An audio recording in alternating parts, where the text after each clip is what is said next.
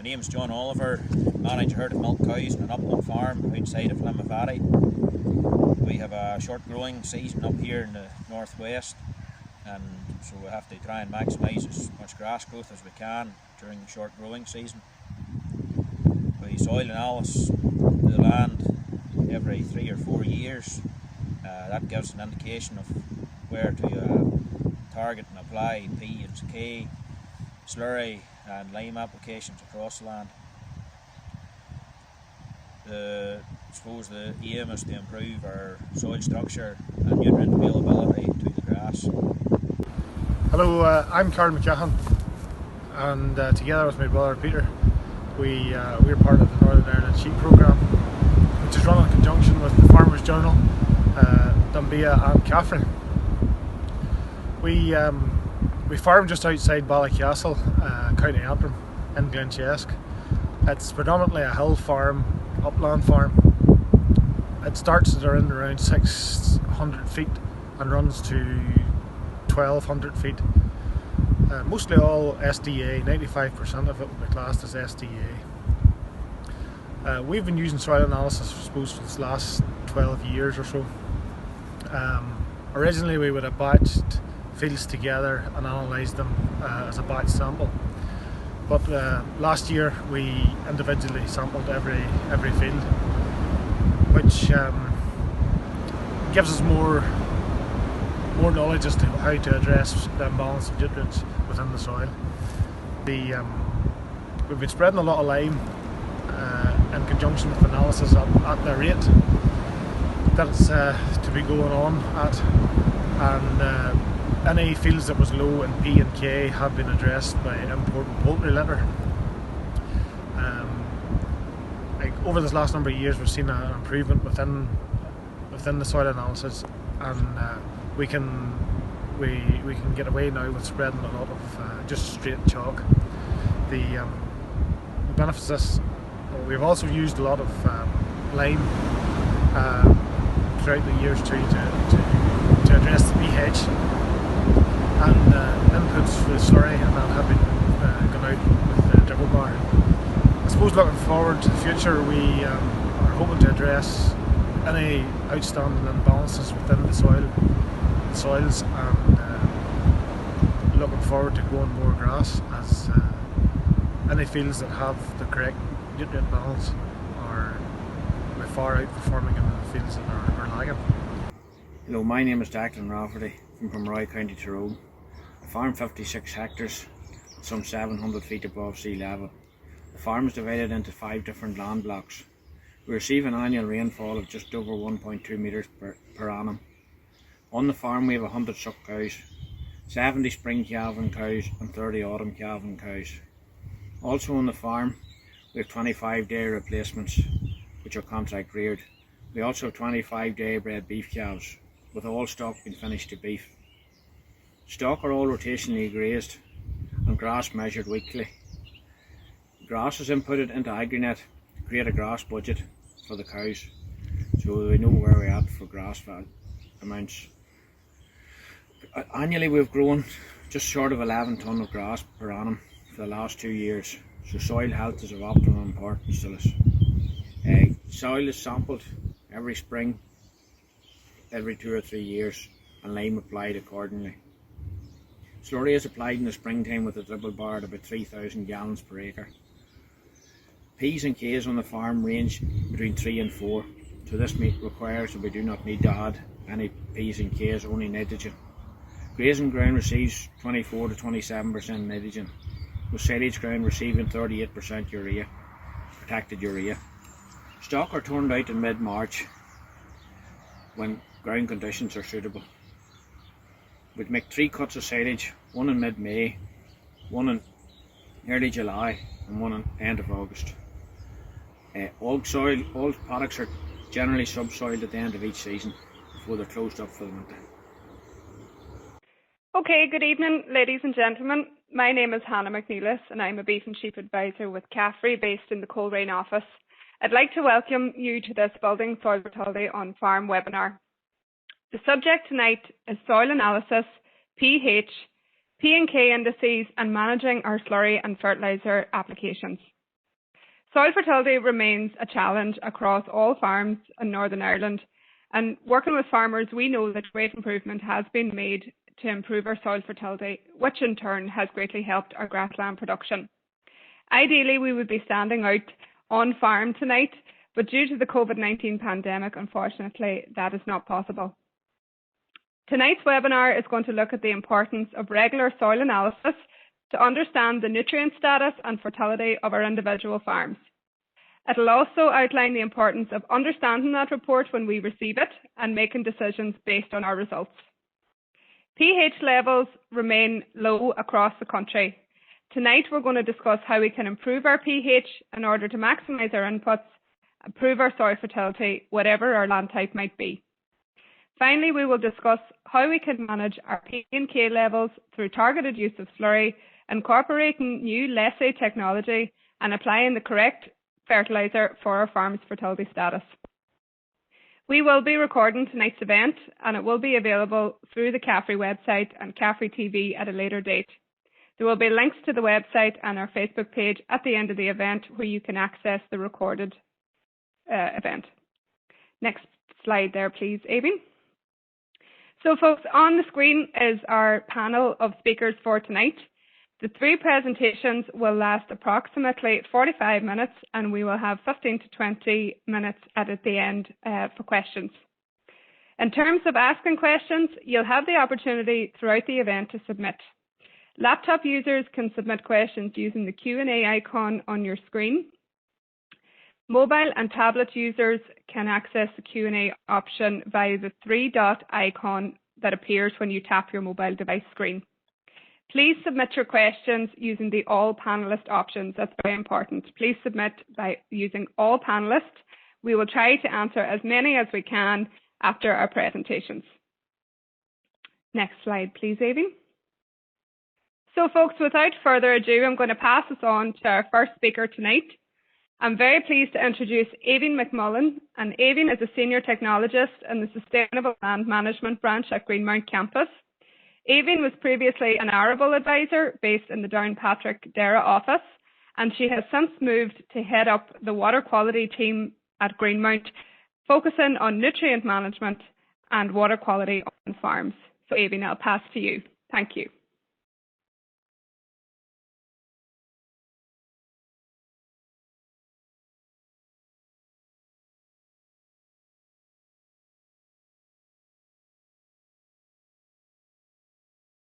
Thank you, Hannah, and hello, everyone.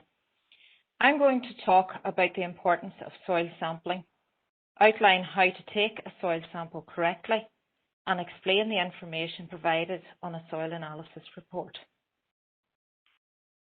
A soil analysis provides a baseline to determine the fertility of the fields on your farm by identifying the pH or acidity of the soils, the amount of phosphorus and potash stored in the soil, and the amount of additional nutrients that is required to grow your crop. It enables you to improve the nutrient availability of your soil by correcting pH. Knowing what fields have low indices allows you to target manures at these areas and helps to identify areas of the farm that are optimum or high and do not require extra supply of nutrients, therefore reducing potential losses to the environment. Furthermore, improving fertility and reducing spend on unnecessary chemical fertiliser can improve the profitability of your farm. Soil analysis should be a routine part of nutrient management on all farms. Under the Nutrients Action Programme, from January 2020, it is a requirement to prepare a fertilisation plan prior to applying chemical phosphate fertiliser to grassland. Any high phosphorus manures such as broiler breeder or layer litter, or anaerobic digestate to any land. A soil analysis is an essential part of a fertilisation plan and is needed to identify if there is a need to apply additional phosphorus. To obtain a soil sampling kit, telephone or email your local DAERA Direct office to order sample bags, requisition forms and prepaid postal bags which can be used to send your samples directly to the lab. Unfortunately, due to COVID-19 restrictions, we are unable to lend out soil augurs at present. A soil sample is valid for 4 years. Therefore, aim to sample a quarter of your farm each year. The ideal time to sample is from October to February, or before certain nutrients are applied. Allow at least 3 months after applying slurry, farmyard manure, chemical fertiliser or lime. This gives a much more accurate reflection of soil fertility levels. Similarly, once fertiliser or slurry has been applied in the spring, fertility levels will be distorted and your soil analysis will be less accurate. Group smaller fields up to 4 hectares allows sampling to be more cost effective. For example, silage fields receiving similar fertiliser treatment can be grouped together. Divide larger fields greater than 4 hectares and sample fields likely to be reseeded individually. You may also wish to take separate samples within fields from areas where different soil type, slope and drainage, or where you think there is a difference in growth or performance. It is important to sample to the correct depth, 7.5 centimetres or 3 inches for grassland, 15 centimetres or 6 inches for arable, or fields that will be ploughed for reseeding. Walk in a W pattern to get a representative sample. Avoid troughs, gates, headlands, places for stock, shelter, and areas where manure has been stored. Take 20 to 25 cores per sample, mix well in a bucket, and place approximately 300 grams of soil in a labelled sample bag. Complete the soil requisition form and place all in the prepaid envelope. Seal and then take to your post office for posting directly on to the lab.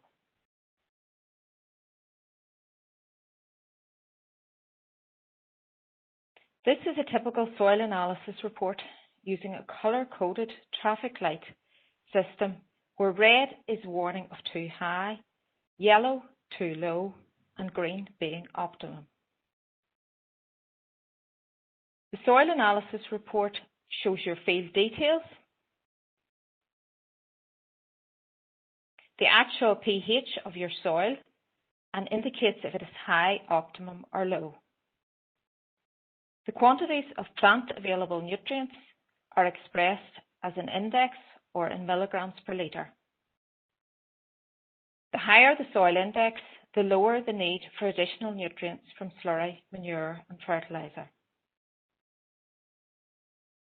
A fertiliser recommendation based on the previous crop and next crop planned is also provided, along with a recommendation for lime application if the pH is low.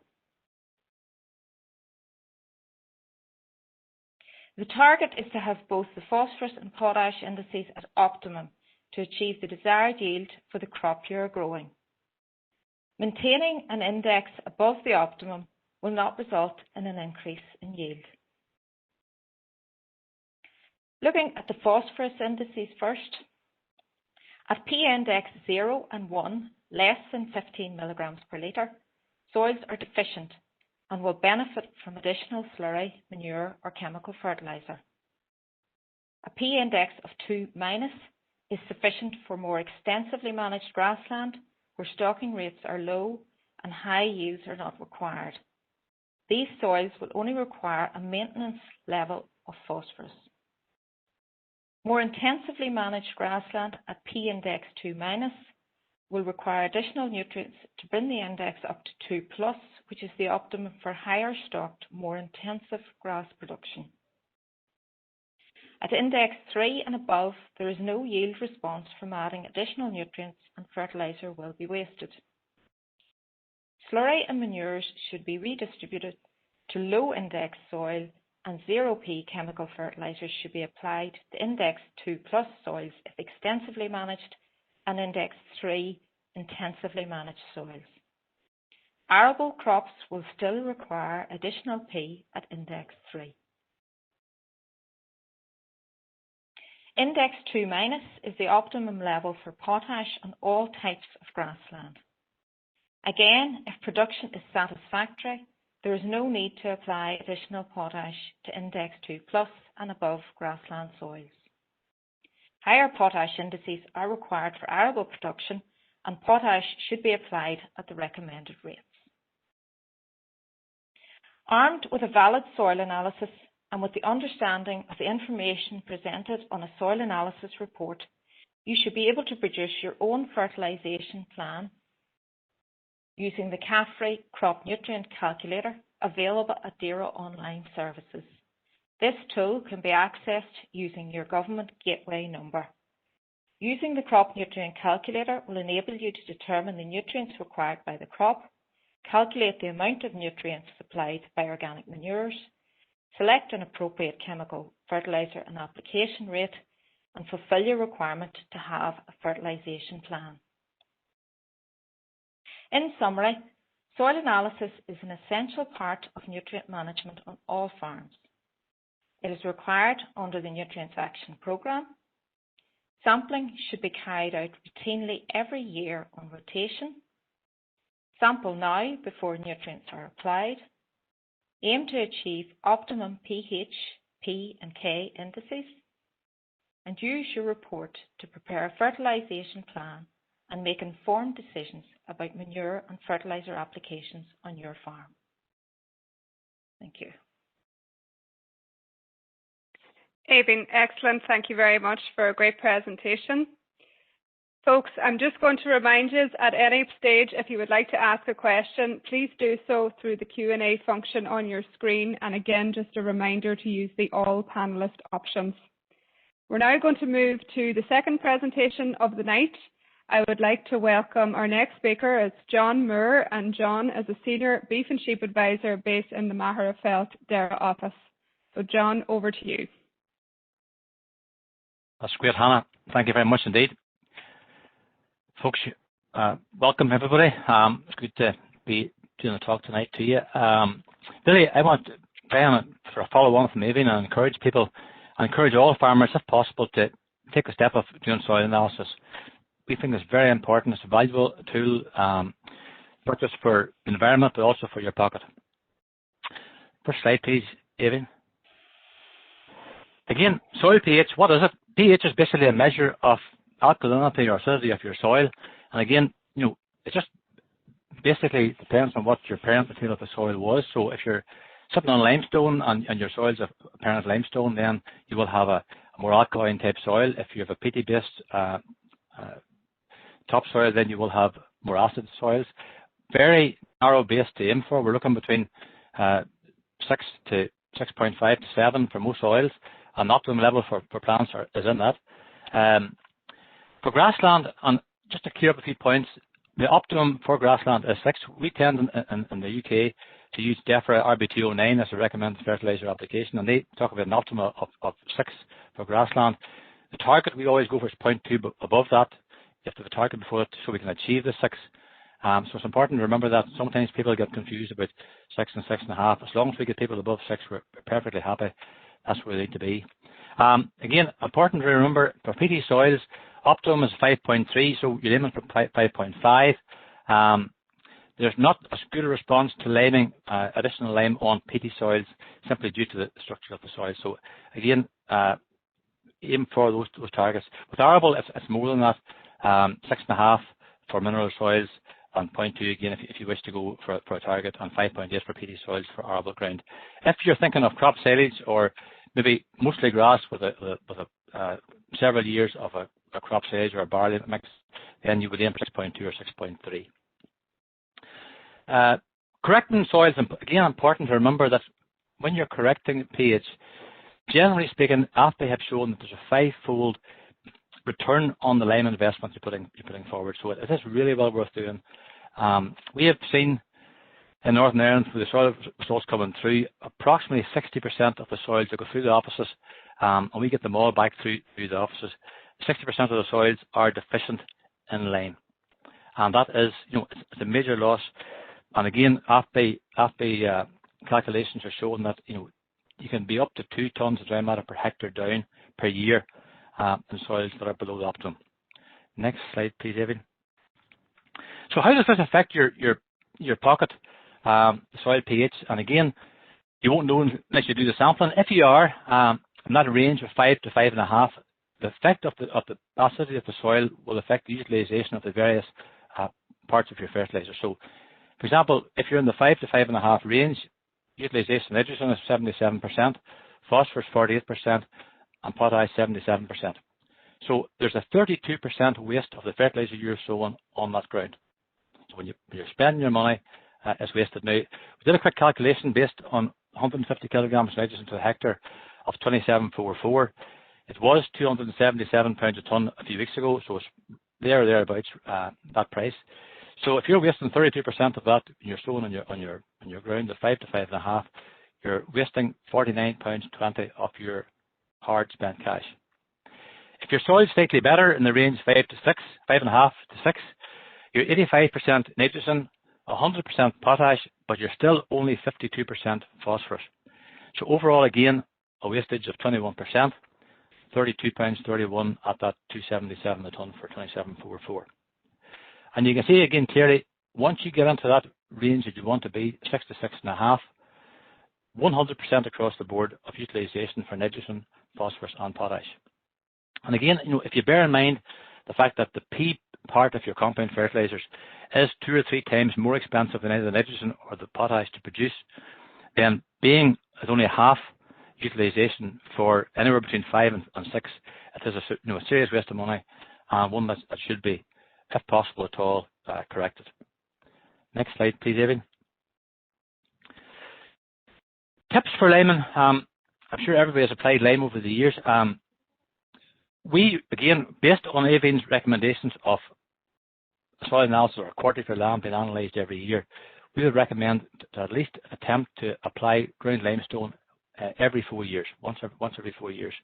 But basically means you have a program of liming every year on different parts of your land. Again, the recommendations are coming back with very clear, very good results coming back from the analysis from the labs, and they quite clearly explain what to do. Again, if there's any doubt, please take advice. Don't just stick it in the drawer and forget about it.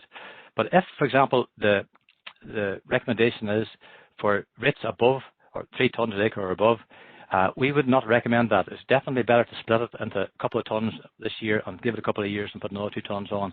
You get a much better response.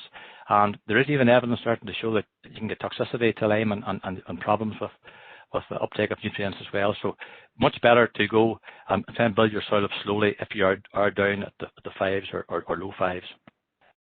A few tips again. If you're thinking of putting on slurry, always slurry first and lime second. Give it 7 days or 10 days or so between the slurry and the lime, but it'll be okay. Otherwise, leave it for 3 months. The main reason again is the lime reacts with nitrogen or the slurry, and ammonification takes place, and that ammonia is lost into the atmosphere. Again, you've all sorts of emissions for ammonia, and not what we recommend at all. Same with urea. Again, urea first, lime second. Again, 7 to 10 days between those applications. If not, leave it for 3 months. No issue with CAN or NPK. They're more stable and don't have the same problems with lime. Ensure the correct timing of silage with silage growing. Again, some people like to put lime on after silage. You have good soil contact, not much foliage. It's really good. It's important to make sure that goes on at that stage before any leaf occurs, because if you're going to graze the ground, you'll have problems with digestive upsets in the cattle, and if you're cutting silage again and you get dry spells, it tends to stick to the grass. So we don't recommend you put on any lime until after you're finished cutting your silage. If the magnesium is high from your analysis, then calcium limestone perfectly acceptable. Simply because if you keep on, if you have high magnesium in your soil and you add, for example, dolomite based lime, then you could have problems with magnesium and potash availability down the line, so you get problems with that. If magnesium is low and you have problems with tetany on the farm, then you should look at perhaps spreading dolomite based or magnesium limestone. I think it is increasingly obvious with research been taking place in Chagas, in Johnstown. Just Dr. David Wallace put up some information this last number of months long-term trials with raising the pH of soils over a number of years, they're now showing that it has added benefit not just of improving yields and improving productivity, but also from an environmental point of view, significantly reduces the emissions of nitrous oxide, which is quite a potent greenhouse gas, which occurs when fertilizers are applied to ground. So there is early results are showing that by applying 2 tons lime per acre every 3 or 4 years and raising the soil pH up on some of their trial plots from 5.1 to 6.9 has reduced nitrous oxide emissions by up to 39%. So it's a win-win situation. You've got money in your pocket, better production of grass, more efficiency, and you're also good farming practice is basically encouraging environmental improvement as well. Next slide, please, Evan. Again, a very good argument we have with farmers, and it's a great debate at times in our business development groups. Which should I put on my land, ground limestone, granular limestone? As far as I'm concerned, both have their role to play. Anything that improves the pH of soil is well worth doing. Ground limestone, of course, probably the most popular, most commonly used. Depends where you're living, but I assume it's around £25 a tonne delivered and spread. Granulated lime, about £125 a tonne, with a recommendation of say 400 to the acre. Generally, if you talk to your merchants, that's what they're recommending. G-lime, tends to be used more to maintain pH and maybe increase the point or two, especially in the springtime. And if you want it's obviously very finely ground and then granulated, so it does have a quick response, and that's its main advantage. Other advantages, for example, it is useful. You can spread it with a fertiliser sower, so you don't have any real problems with dust blowing out the back and liming 2 neighbours' farms as well as your own whenever you're putting on lime. You can do it in small areas, damper areas that you can't get on with a big lime spreader, and you have that immediate response. So it has advantages.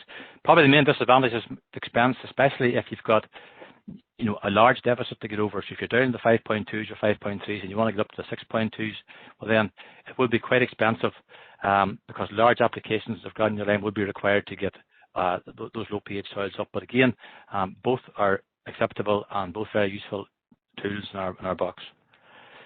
Next slide, please. I would say as well as that, I was speaking to Alan a couple of days ago about this, and we're talking about quantifying the amount of lime that can be lost with a windy day or whatever. And I know some of the contractors up in Coleraine country are using screens now to keep that down. So it's interesting development, and it would be again beneficial if you could reduce your losses of lime in that scenario. Next slide, please, Evan. A quick look at the main nutrients. If we assume we've got our pH corrected, look at our main nutrients, and again based on Evan's recommendations in terms of soil analysis. Phosphorus, very important, probably the most important nutrient in the fundamentals of plant growth. If you go back to your plant biology days, it's involved in the storage and transfer of energy, your ADP, ATP pathways. Again, very, very important nutrient. 70% of P is taken up in the springtime, so it's necessary in early spring. Vital for growth and maturity of the plant. It gives you greater disease resistance, which is very important, not just in grassland, but also in arable crops. But interestingly enough, when we go through all the analysis that come through in Northern Ireland, 60% of our soils are oversupplied. I think if you ask farmers, they're surprised that it's an interesting fact, and only 15 to 20% seem to be undersupplied. So, when a farmer tells me he's taking the winter samples just for the farm quality assurance inspection, I keep saying to him, why not do your quarter your farm as recommended, that you can save money. So there's absolutely no point in applying more peas when you've no requirement for it, and that's what we're finding increasingly so on many farms. Again, in some Teagasc trials, they've shown by combining pH and P together, by optimizing both those through correct applications of lime and P fertilizers, by correcting them to the recommended levels that Evan talked about earlier on, you can actually reduce nitrous oxide emissions further. So we're learning as we go along with the environmental factors involved in good farming practice, but really there seems to be a good correlation between hitting our targets for pH, hitting our targets for our index levels, and you've got a win-win situation for everything. Next slide, please, Evan. Potash, again, very important for plant growth. Responsible for most of the uptake and root development. So a lot of people are quite keen to put on potash at reseeding times to get your roots growing as fast as possible. We would find that deficiencies, again from research through AFBI, have shown that deficiencies can reduce yields by up to 30%. So if you have a problem, and again, it depends on the layout of your farm.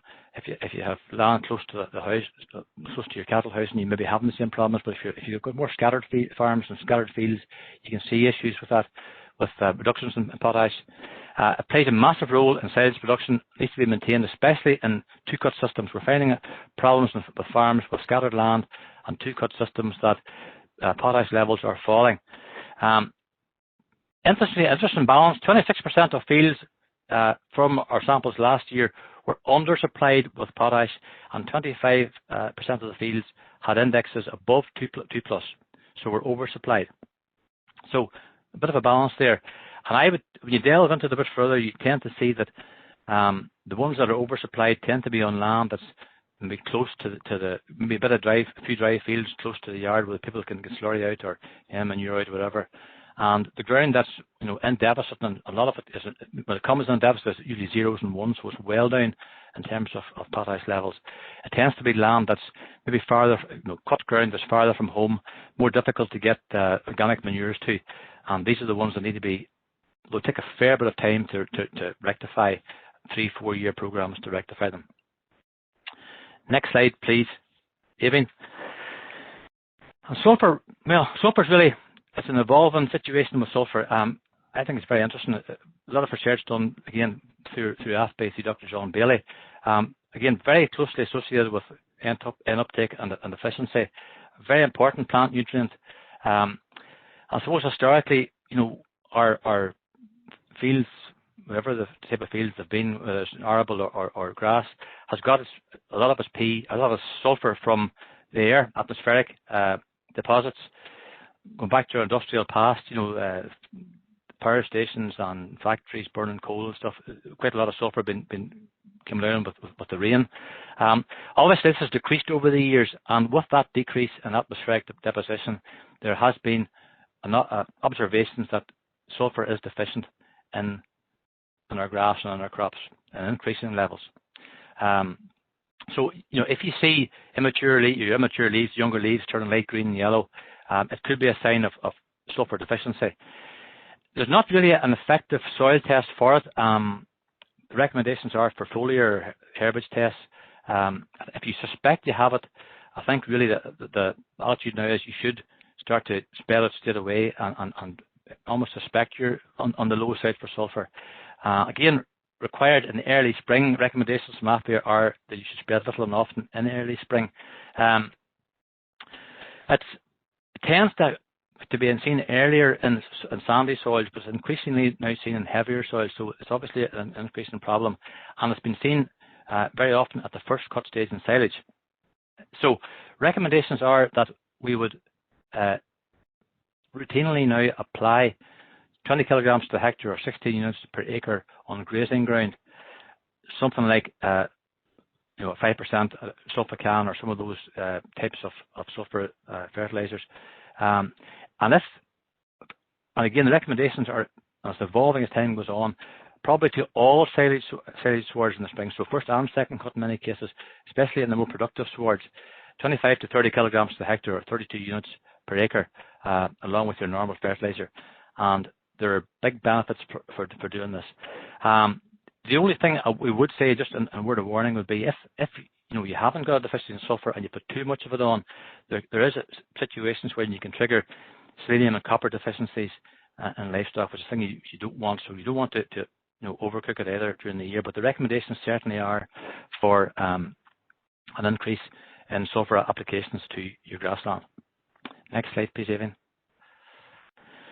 And basically, in summary, all I want to do today tonight is to try and encourage people to I always think I don't like playing golf. I think it's a waste of time. But soil sampling is a more healthy way of exercising yourself, and you'll have something potentially more useful at the end of it.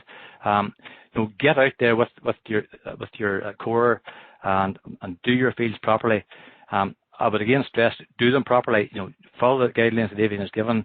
Go out a nice dry day, and then you haven't to rush back or cut corners. If you're thinking of reseeding, use a 6-inch core, because you're going to be playing more deeply.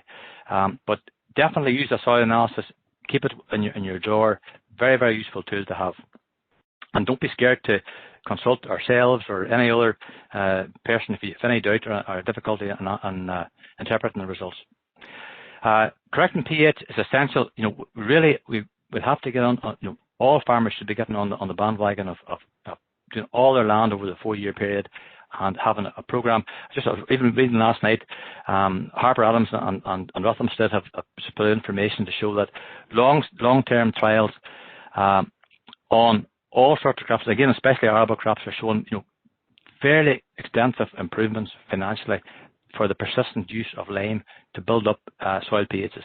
So it is now economic and scientific fact. Again, use your soil analysis to assess where you need expensive pea fertilizers. I've heard all sorts of rumors of people cutting corners when taking samples. If you have high P levels, you do not need to apply pea fertilizer. The results are showing through our offices that there are 60% of farms are oversupplied in P. Don't go to that expense. It's the most expensive part of the NPK triangle. So leave it out if you don't need it. Building K in autumn, again, if you are low in K, you will not, if you're down that 0 and 1 index levels, you won't do it in the springtime. You'll have to build using autumn and spring applications of both organic manures and fertilizers. And finally, I think increasingly so, we're going to have to look at sulfur as a way of maximizing nitrogen uptake. So, Hannah, that's me. Thank you very much in the meantime. John, brilliant. Thank you very much. You can take a breather. Folks, we're moving to our last presentation of the night. I would like to introduce Alan Agnew. Alan is a Senior Dairying Advisor based in the Coleraine office. So, Alan, over to you. Thank you, Hannah, and good evening all.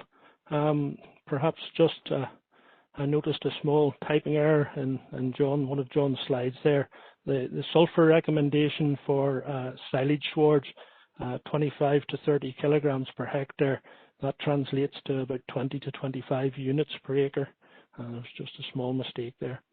But going on, over the course of the next 10 or 12 minutes, I want to highlight the valuable nutrients that are available in slurry and manures, consider how we might get the most out of them, and then look at used fertilizers merely to balance the organic manures to meet crop requirements and to maintain optimum soil fertility.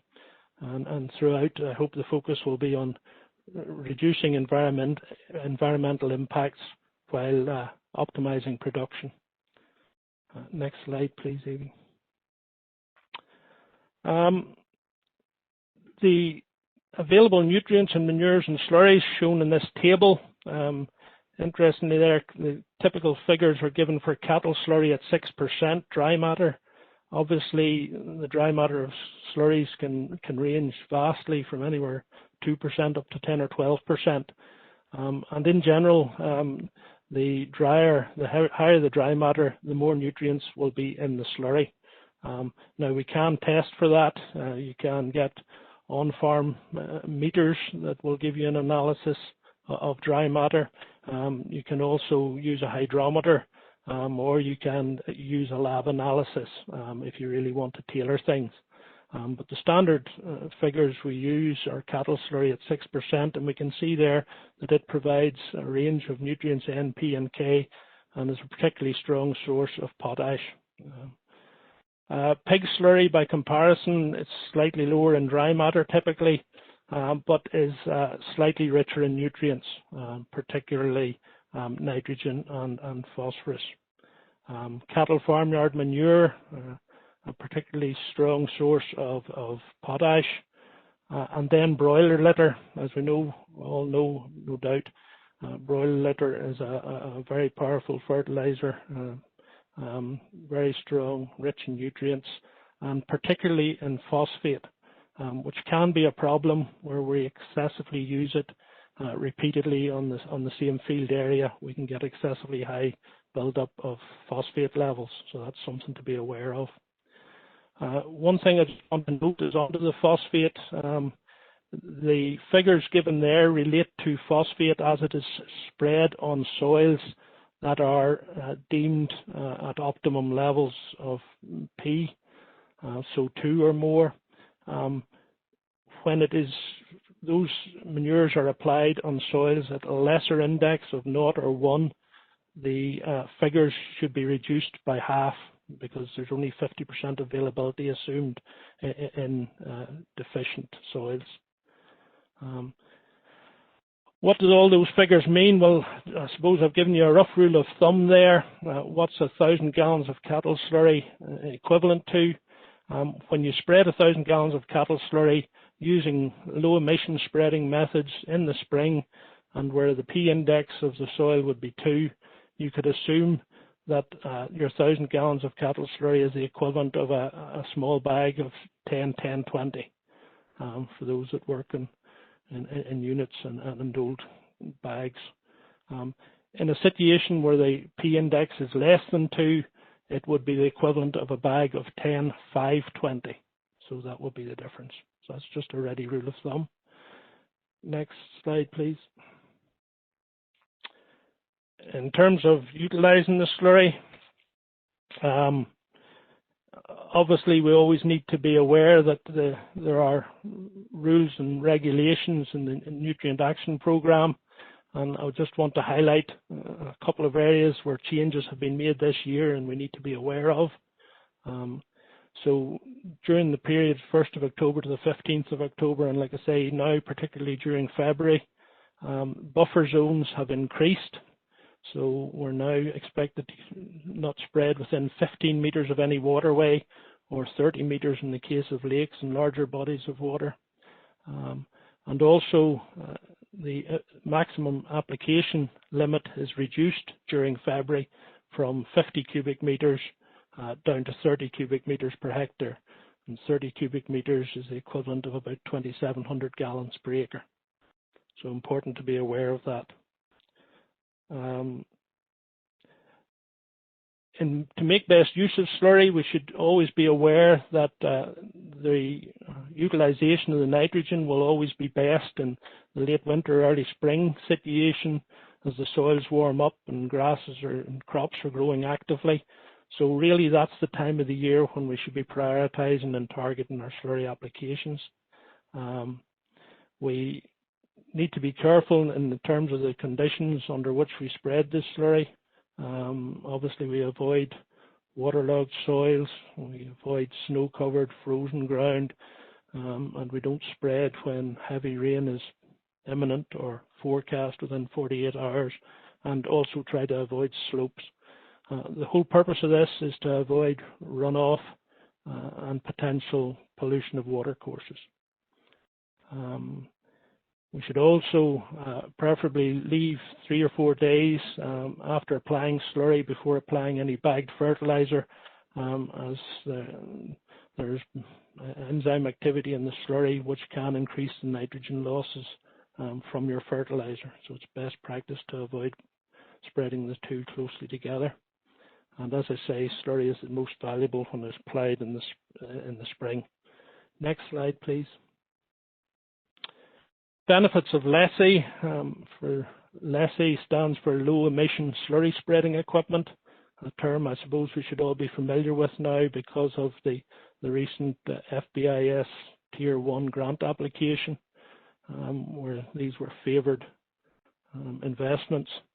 The low emission slurry spreading equipment is really designed to give us better nitrogen utilisation and reduced environmental impact. And the way it does that is normal splash plate spreading creates quite a high ammonia loss because of the aerosol nature of the spreading. These techniques, and that involves trailing shoe type machines, band spreaders, trailing hoses and slurry injectors all would be deemed to be low emission spreading equipment. They significantly reduce the ammonia emissions. Typically, band spreading or trailing hoses can reduce it by up to 35%. Trailing shoes can reduce up to perhaps 60% of ammonia emissions, and indeed injectors can reduce to 80 to 90% of ammonia emissions. So if we're not losing the ammonia, and ammonia is a form of nitrogen, we're actually utilizing more nitrogen in the ground to grow plants. And indeed, the early trial work at Hillsborough a number of years ago showed that trailing shoes were increasing higher grass yields by 25% compared with splash plate spreading. The corollary to that, I suppose, the alternative way of looking at it is that you can get the same yield with less fertiliser because you're utilising more of your slurry nitrogen. And typically in a first cut situation, by spreading with some of these lessee type equipment, we can reduce fertiliser requirement by up to 27 kilograms of nitrogen per hectare, which is significant. So we can save money and benefit the environment. A couple of other advantages to using this equipment, one of which, if you've sort of urban type neighbours, it reduces the smell.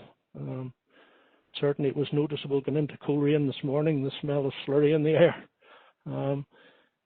The other thing is we get reduced leaf contamination because the slurry is placed down on the soil surface, and that has the benefit of enabling or allowing us to have a wider window of application.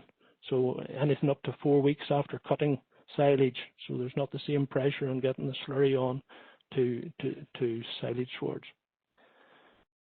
An important aspect of low emission equipment is what's contained in the Nutrient Action Programme regulations, where we've seen an increasing drive to the adoption of this type of equipment.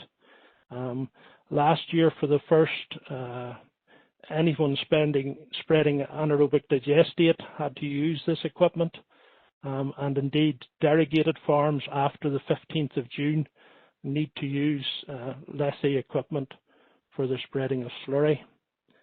This year, as of 1st of February, contractors spreading slurry are required to use lessee equipment. They can no longer use the conventional splash plate. And going forward, next year it will be regulated that anybody with a large farm, greater than 200 livestock units, will be required to use lessee equipment for the spreading of their slurry. Next slide, please. Targeted application of chemical fertilizers then. Really, this is nutrient management planning. It's having a fertilization plan. We want to take account first of the nutrients that have been applied in our slurry and manures, and appreciate the value that's in them. We target the fertilizer to meet the remaining needs of the crop. And of most significance here is we need to remember that if we're using chemical P fertilizer, we must have a soil analysis and prepare a fertilization plan to show that is not used in excess in any way, because we know that chemical P fertilizer, excess P fertilizer is a problem in our water courses and can lead to declining water quality. Next slide, please. Avin has already highlighted the use of the crop nutrient calculator that's available in the DARA online services.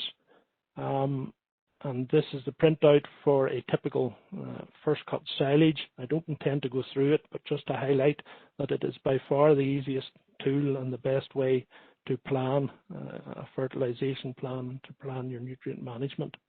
What I want to do in the next couple of slides is really highlight how we can effectively use slurries and manures to reduce the need to have to use compound fertiliser, and particularly P-containing fertilisers, because that would save us the hassle of fertilisation plans and regulation. And the examples I've given here is one dairy example, a high input system greater than 250 kilograms of nitrogen onto soil at optimum indexes of 2- for P, 2 for K. And in effect, the requirements for P and K can all be met with one single application of 30 cubic meters per hectare or 2,700 gallons per acre of cattle slurry in the spring. And then the rest of the year, we can safely use straight nitrogen on that ground, having met all the P and K needs. In the second example, a moderate input beef and sheep situation, possibly hill ground, P and K indexes are lower, suboptimum. In that situation, again, a spring application of 30 cubic meters, 2,700 gallons in the spring, and then possibly one further application in the summer, 2,500 gallons. And then in the autumn time as well, possibly a further application, and that would provide all the needs for P and K. Okay, so it is possible to use slurries judiciously to reduce the need for purchased fertilizer. Next slide, please. And even in the silage situation, and a typical sort of index that we would see in many soils for silage swards, P of 2- and the K indexes tend to be low on silage swards because of the heavy demand of a silage crop for potash. An example here of 2 cuts of good quality silage being taken off at sort of 7-week interval. First cut, the nutrient needs provided by 2,700 gallons of slurry at this time of the year, and then 375 kilograms per hectare, or 3 bags to the acre, of a 2505 product with sulfur. So again, we're a 0P product, but with sulfur and slurry providing all the needs for that crop. A second cut, 1,500 gallons of slurry plus again 3 bags, this time of a 23-15, a higher requirement for potash this time because of less cattle slurry going on. But again, no need for a P fertilizer within that.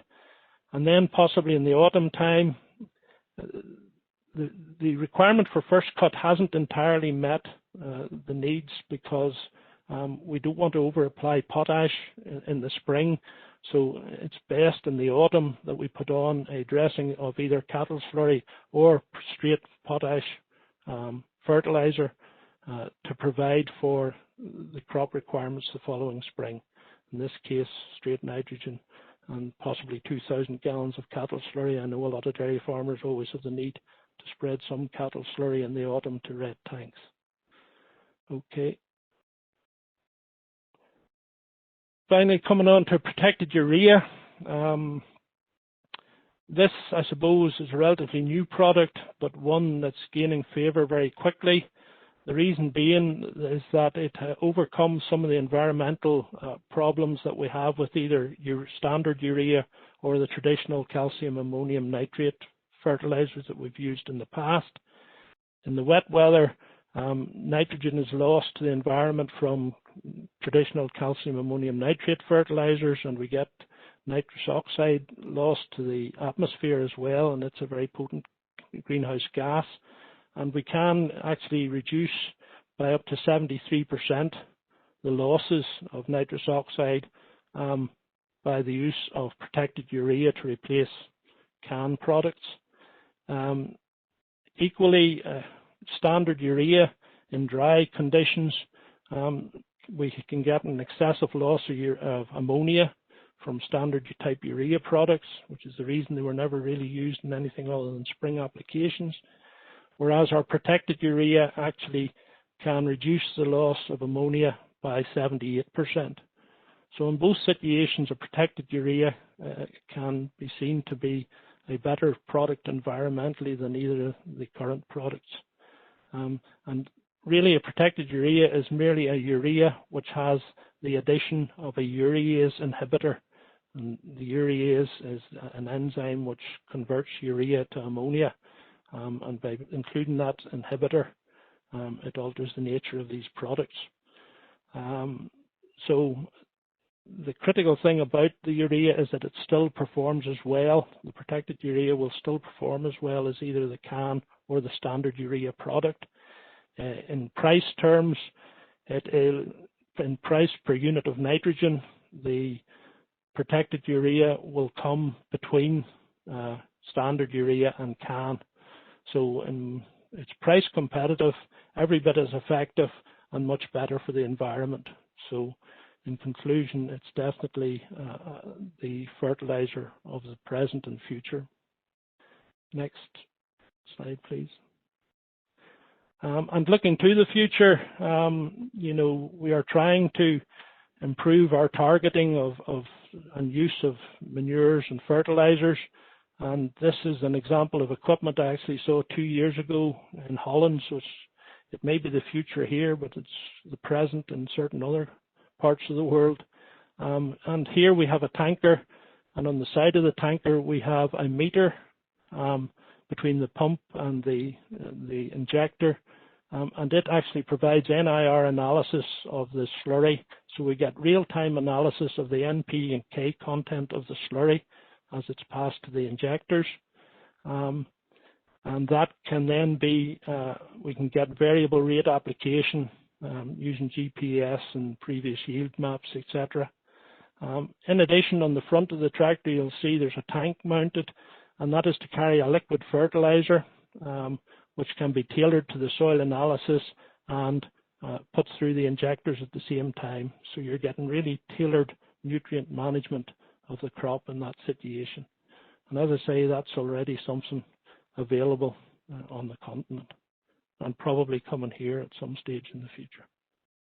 Next slide, please. In conclusion then, to make best use of our slurry and manures, and we need to be targeting them to when the plants are actively growing in the spring. We should be using low emission slurry spreading equipment. It does improve and result in improved grass growth and less nutrient loss to the environment. We should probably be considering protected ureas as our fertilizer of choice. They are cost effective and better for the environment. And at all times we should be looking to have an effective nutrient management plan for the farm based on soil analysis that will allow you to best meet the needs of your crop without wasting nutrients. Thank you. Alan, thank you for an excellent presentation. It's great to see there, folks, in Alan's presentation, the new technologies that are coming on stream. They not only benefit our farming practices, but they also hugely benefit the environment as well. Folks, we're now going to move to the questions and answers session with our panel. A big thank you to the viewers who have already asked a large volume of questions. I am going to filter through here and ask as many as I can of our panel. I would just mention at this point, if you have any final questions, again, through your Q&A option on your screen, select all panelists and write in your question. As I say, we will do our best to answer as many as we can. I also would just like to mention at this point that in the webinar tonight, we are focusing on the nutrients end of soil fertility, and we would hope in future that we will have future webinars in terms of soil health, soil structure, carbon calculations, and potentially more environmentally focused topics in terms of soil fertility. If you can appreciate, it is a large, very broad-ranging topic. Okay, folks, so we'll kick off our questions and answers session. Aoibhinn, I'm going to come to you first, and a question that is in here is, due to the COVID-19 situation and the fact that augers are not currently available through the DARA offices, how do you recommend that farmers can continue to physically take the soil sample on farm? Yes, Hannah, ideally we would like the sample taken with a corer, and unfortunately at the moment we just can't allow access to the DARA direct offices. So without a corer, we would recommend if you can borrow a corer maybe from some other source, or maybe if a neighbour has one, borrow it. If you don't have a corer, a small trowel, I suppose, is recommended. We want to avoid going out with the spade and just going out into the middle of the field and filling the bucket with soil. A small spade, and maybe even mark on that spade 3 inches, because the core depth is critical when it comes to phosphorus. Phosphorus in the soil, the phosphorus level decreases as you go down the soil profile, and remember your grass roots really stay in that top 2-3 inches of soil. So that's where you want to measure for grassland. So a small trowel marked at 3 inches, and do your usual walk in a W pattern, collect it into a bucket, and then take a sample from that. I think it's the best way when we don't have access to corers. That's great, Aidan. Thank you very much. John, I'm going to move to you next. We have a question in here in terms of granulated lime. Does granulated lime only last for 1 year? And what is the time period in terms of ground limestone? Oh, Hannah, that's a good question. Granulated lime is a finer particle of lime that's been put into a granule, obviously. Now, I don't think we have any research that shows it lasts a finite period of time. I would be surprised if it just goes in the first year, although it certainly wouldn't last an awful lot longer, because it's designed to for fairly immediate response. The second part of the question, Hannah, was the time period over which that ground limestone works. Okay, ground limestone. Again, well, if in Northern Ireland, our quarries are pretty good and they follow the guidelines in terms of coarseness and fitting standards. Nutrient values is fairly standard across all our quarries. But from 1 to 4 years, the 4-year recommendation is for spreading. Again, it depends. Some of the magnesium lime, just from practical experience I have seen, seems to be a little bit finer, perhaps, and I would just wonder if it lasts as long as the calcium limestone. But that's just a personal observation from lime that has come through. And I would suggest that if you've any doubt, you hear farmers worrying about that load of lime seemed very gritty or seemed very coarser than normal. I don't think that's really true. It's maybe just a part of the sample that's settled down in the lorry or whatever. I think it's designed and ground to the level it is by our quarries to last for that steady release for that first to the 4th year, and there's a range of particle size in that. I'd be more worried about the amount that blows over the hedge in a one day. That's a loss to us. And again, we've no quantities to show that an amount that's been lost, not in that way. But I'd be more than happy to keep it all on your own land when you're buying it. That's great, John. Thank you very much.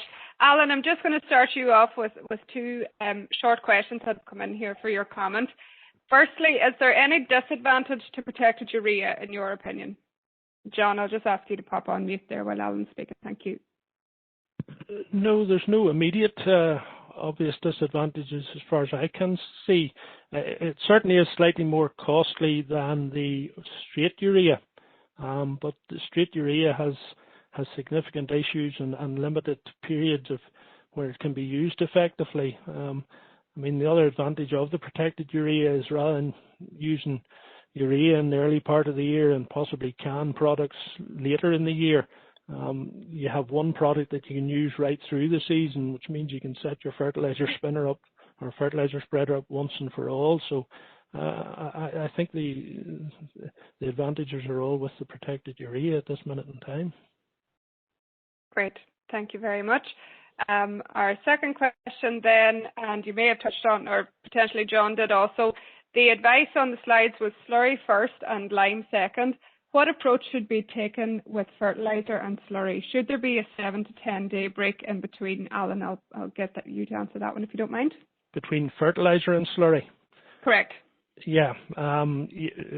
If there does need to be a break, particularly where you're using urea, because unprotected urea there is an enzyme called urease naturally present in the slurry, and it will attack urea and converts it very quickly into ammonia gas. So there would be a big loss, particularly with urea fertilizer spread close to slurry application. So definitely 7 to 10 days or in that situation.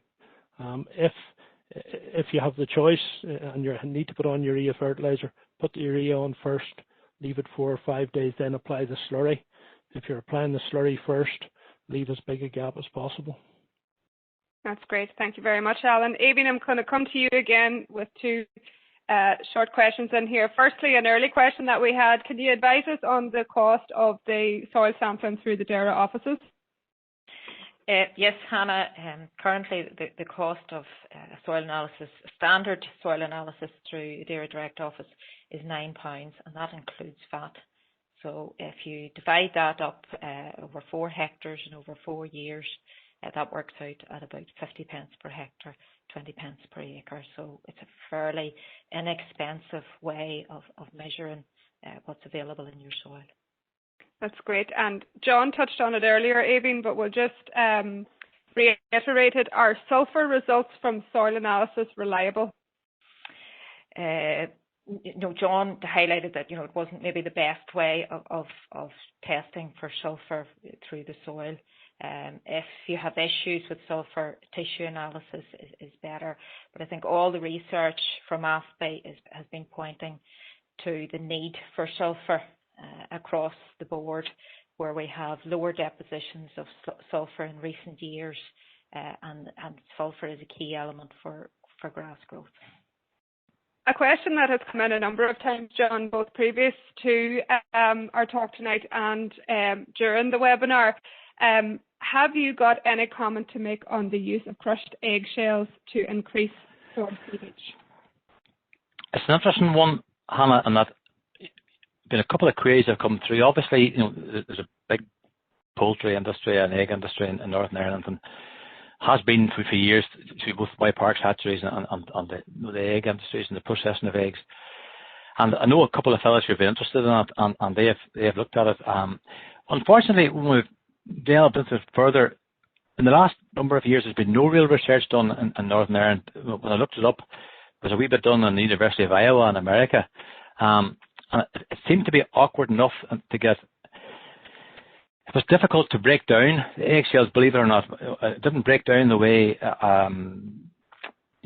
limestone, either G-lime or ground limestone did, and it was much more difficult to get to an utilising value on it. So the feeling would be that unless more research is done, I think a lot of eggshells came in were obviously processed, they were damp, had to be dried first of all, so there's extra expense to that.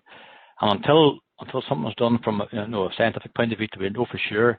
But at this stage, nothing concrete in Europe that I could find on that score. But well worth looking at if it's a possibility. Absolutely. That's great, John. Thank you very much. Alan, I'm going to bring you in and I'm going to ask you probably one of the most pressing questions in the livestock industry at the moment.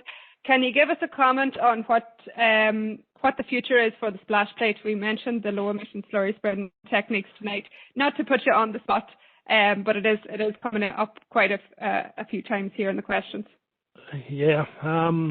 Well, I mean, obviously, if we look at what has happened within the Nutrient Action Programme, the regulations there, we can see the increasing adoption of lessee spreading techniques as the required method of slurry spreading. It is likely at some stage in the future we will have an ammonia action plan, and at that stage I would think that may well be the final death knell for the splash plate.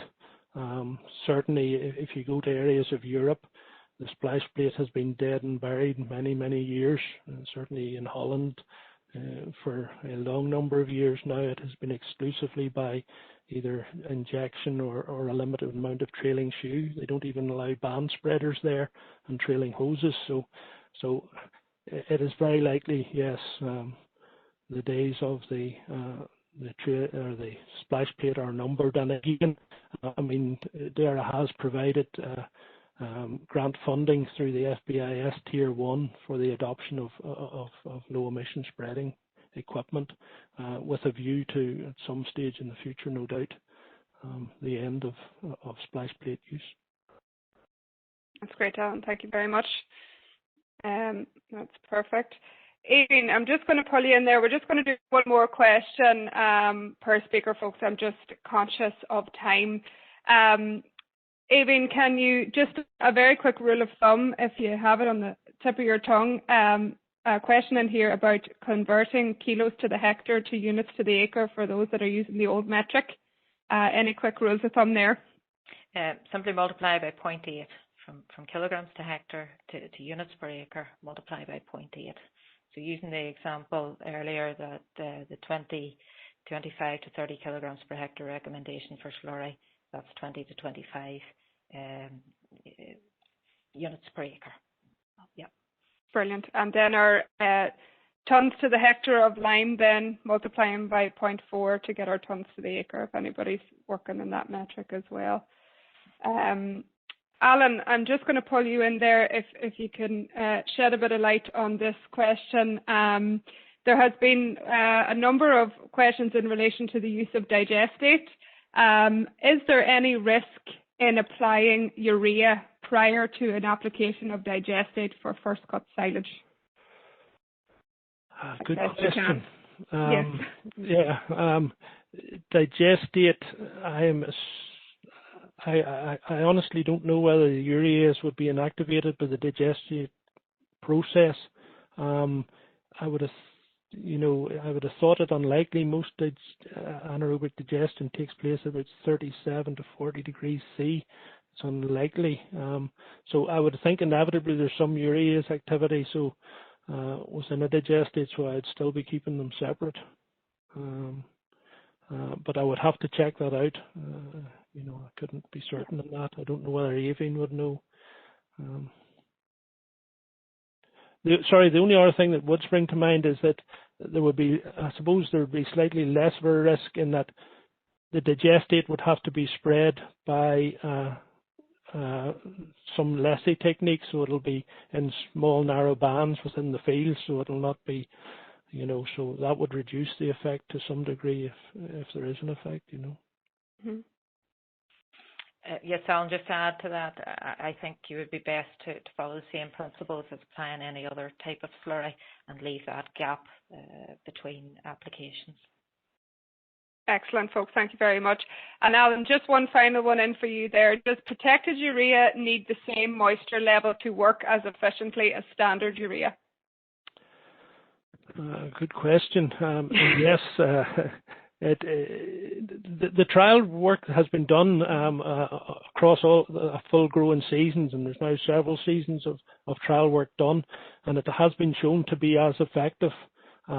It may be slightly slower acting, and on one hand, it requires a little more moisture for utilization. On the other hand, it's a wee bit more resistant to leaching in wetter conditions. So on balance, it swings and roundabouts, but yes, it does require a little bit more moisture than traditional canned fertilizer would, for instance. Great, thank you very much, Alan. John, just one final question that came in prior to the webinar that we just want to touch on tonight. In terms of the advice on pH, I suppose Teagasc or advice in the Republic of Ireland, the target pH is 6.3 to 6.5. Tonight we would have, I suppose, outlined a target of 6 to 6.3. Can you just give a wee comment on maybe the variation there between that advice and what we would recommend, just to I suppose close off our pH talk for tonight? Hi, I think, Hannah, it sometimes confuses farmers and it confuses ourselves a bit at times, but we tended up here again to have taken our guidance from DEFRA on the RB209 fertiliser manual, and it always stated an optimum for grass of 6 with a target of 6.2. Now, I know there's been quite a bit of research done over the last number of years in Teagasc with grassland and liming, so perhaps they're seeing, wee things that we haven't seen. I certainly wouldn't knock anything they've done, and to me, it's, that extra point or two wouldn't worry me in the slightest, and if we got there, all the better for the farmers. I think the main thing is to get above 6 if we can at all possible, and it's not an exact science. This, if you have a young lad on a spreader in a field putting on supposedly 2 tons to the acre, and it could be 3 tons going on sometimes and 1 ton going on sometimes, and all sorts of things happening. It's not going to be easy to tie it down to 1 or 2 points. So that's why when we say our target is 6.2, we want to make sure we hit the 6 for sure. And if it goes to 6.4, well, it doesn't matter. But Teagasc have been consistently a little bit above us in terms of their optimum and targets, and I wouldn't knock what they're saying at all. Maybe we'll go there eventually ourselves in terms of research, but it's back to our RB209 training, if you want to put it that way. Yeah, that's excellent, John. Thank you very much. Eamon, we'll just move to the final slide, if that's okay. Folks, at this stage, I'm aware we have gone over our hour time limit, and I'm going to wrap it up there for tonight.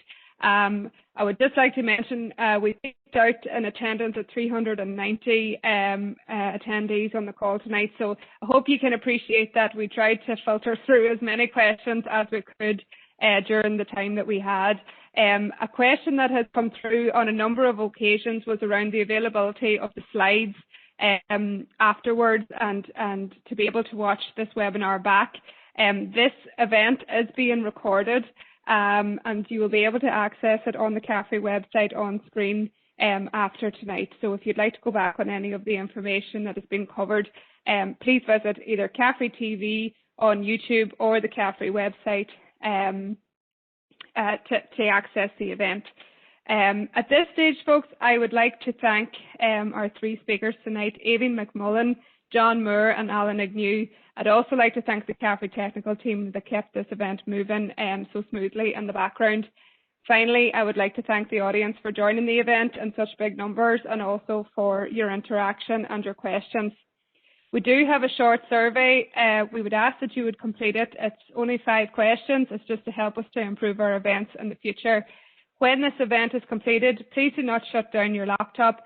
It will pop up automatically, and if you could just fill it out for us, a little bit of feedback goes a long way to help us to improve future events. So at this stage, folks, I just want to say again, a massive thank you to all for joining tonight. Thank you to our speakers, and I hope that you'll join us again in the future. Good night and take care.